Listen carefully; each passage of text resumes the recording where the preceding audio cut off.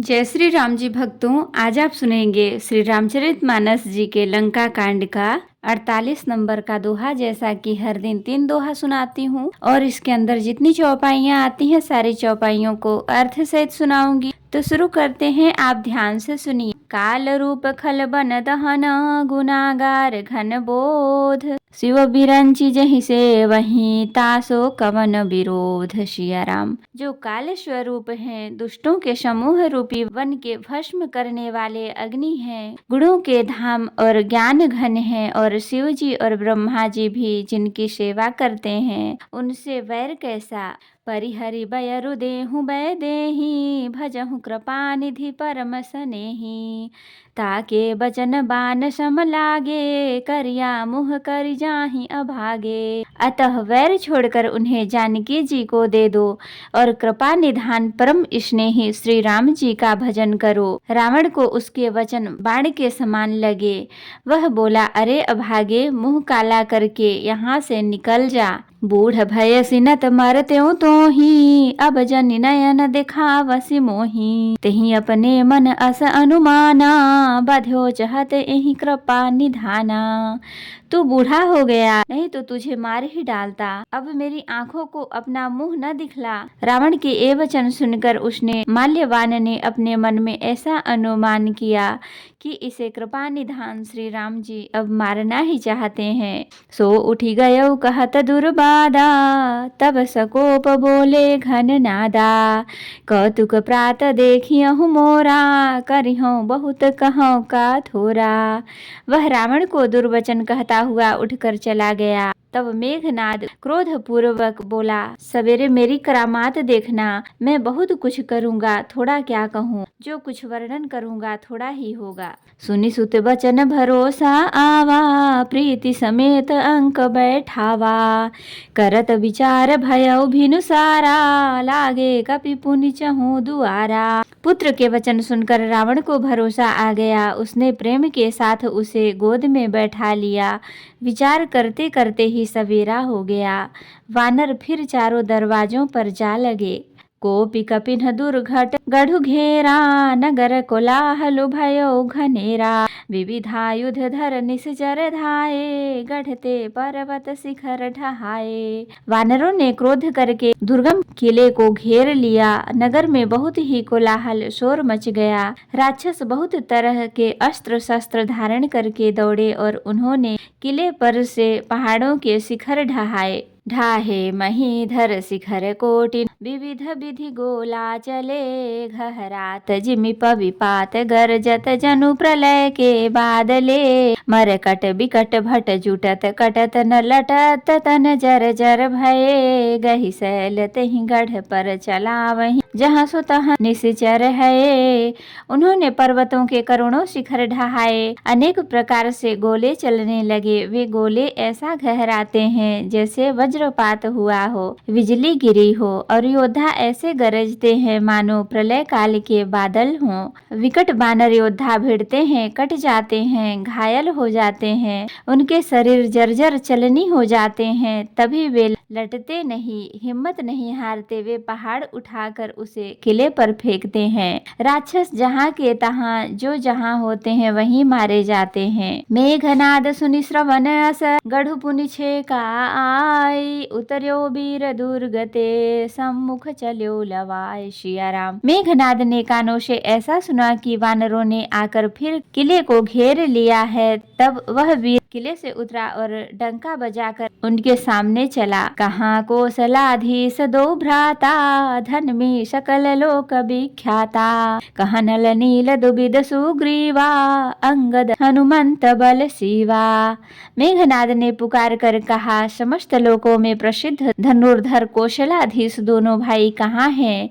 नल नील दुविद सुग्रीव और बल की सीमा अंगद और हनुमान कहाँ हैं? कहाँ विभीषण भ्राता भ्राता द्रोही, आजु सबहि हठि मारऊ ओही।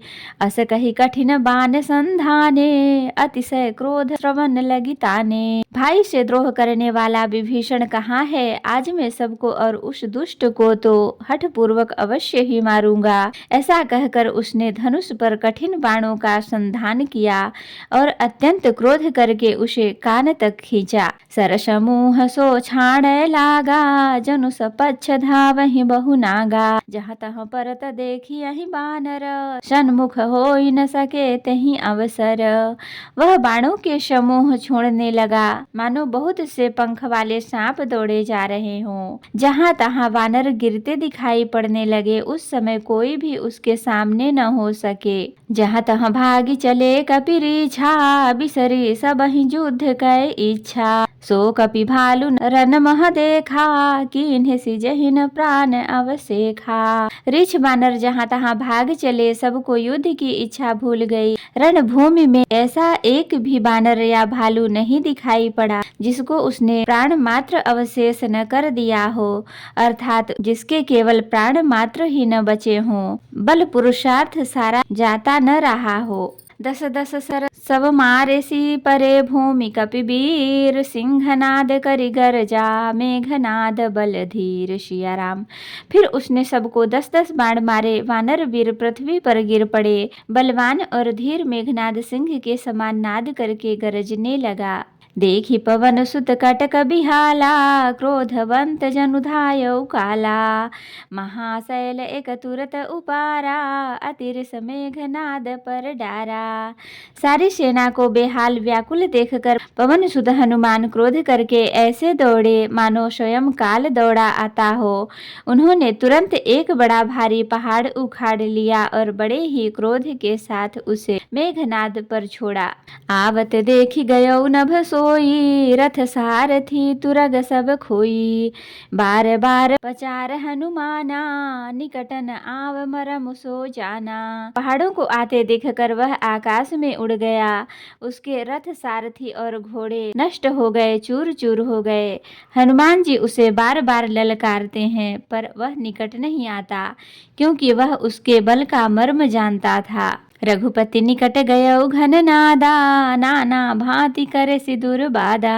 अस्त्र शस्त्र आयुध सब डारे, कौतुक कहीं प्रभु काटि निवारे। तब मेघनाद श्री रघुनाथ जी के पास गया और उसने उसके प्रति अनेकों प्रकार के दुर्वचनों का प्रयोग किया। फिर उसने उन पर अस्त्र शस्त्र तथा और सब हथियार चलाए। प्रभु ने खेल में ही सबको काट कर अलग कर दिया।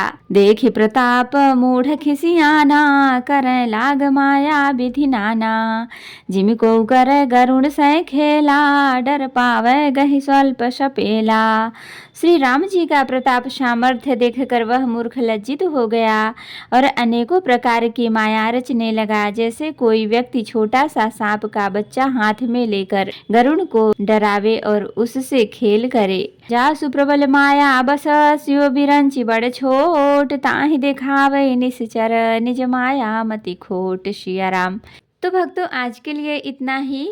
कथा विसर्जन होत है, विदा हो हनुमान। राम लखन सीता सहित सदा करहु कल्याण। कहूँ दंडवत प्रभु सन, तुमहि कहूँ कर जोर। बार बार रघुनाथ कहीं, सुरत करायहु मोर। नाथ एक बर माग्यहु, सोई कृपा कर देहु। जन्म जन्म प्रभु पद कमल, कबहु घटे जनि नेहु। सियावर रामचंद्र की जय, बोलो बजरंगबली की जय, बोलो सब देवी देवों की जय। तो भक्तों, अगर वीडियो पसंद आई हो तो लाइक करें, शेयर करें, कमेंट करें और सब्सक्राइब भी कर लें, ताकि मेरी हर वीडियो आपको आसानी से मिल सके। जय श्री राम जी। भक्तों, आपका दिन शुभ हो। भक्तों, मैं आपको फिर से याद दिला दूं, अगर अभी तक आपने मेरे चैनल को सब्सक्राइब नहीं किया है तो कर लें और कमेंट में जय श्री राम जी जरूर लिखें और बेल आइकन को भी जरूर प्रेस करें, ताकि मेरी हर वीडियो आपको आसानी से मिल सके। धन्यवाद।